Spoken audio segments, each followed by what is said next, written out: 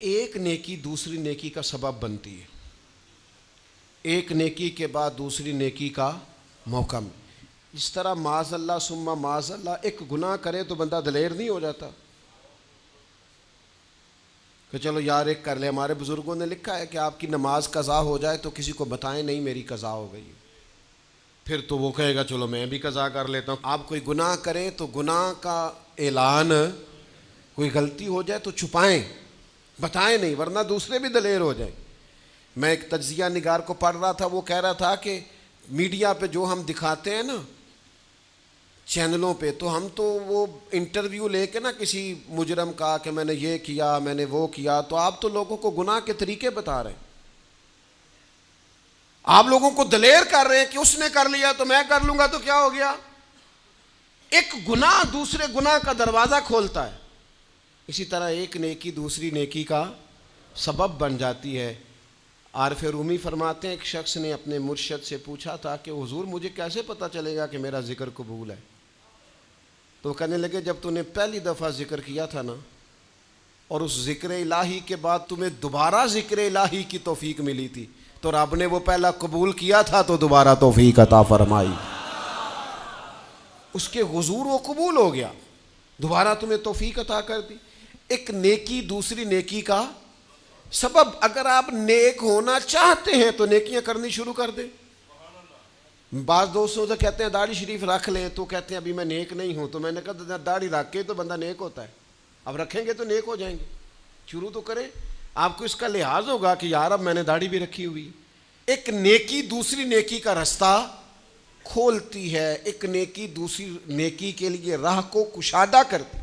اگر نیک ہونا چاہتے ہیں تو یہ روحانی قانون یاد رکھیں کہ ایک نیکی دوسری نیکی کا سبب بنے گی.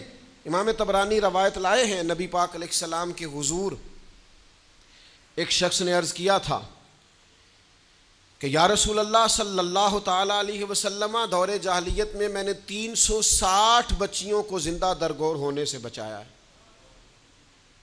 ان کے ماں باپ اور ان کا باپ جو تھا وہ معاذ اللہ ان کو زندہ دفن کرنا چاہتا تھا. میں نے اونٹ دے کر بچیوں کو بچایا اور پھر میں نے ان کی پرورش بھی کی.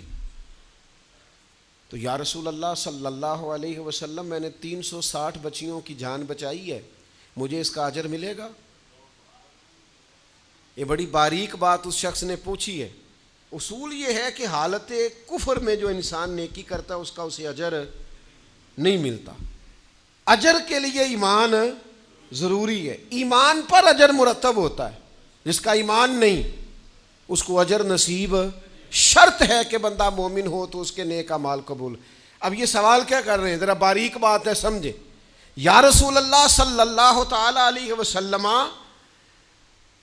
کیا مجھے اللہ اجر دے گا؟ میں نے دور جاہلیت میں 360 بچیوں کو زندہ درگور ہونے سے بچایا ہے، اس کا مجھے اجر ملے گا؟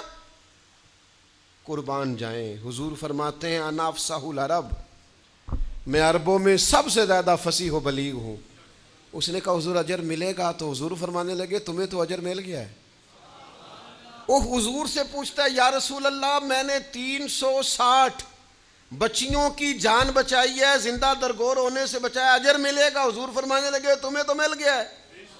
او بھائی مل گیا ہے نا، حضور کے سامنے بیٹھا ہوا ہے، اس سے زیادہ بھی کوئی اجر ملنا ہے؟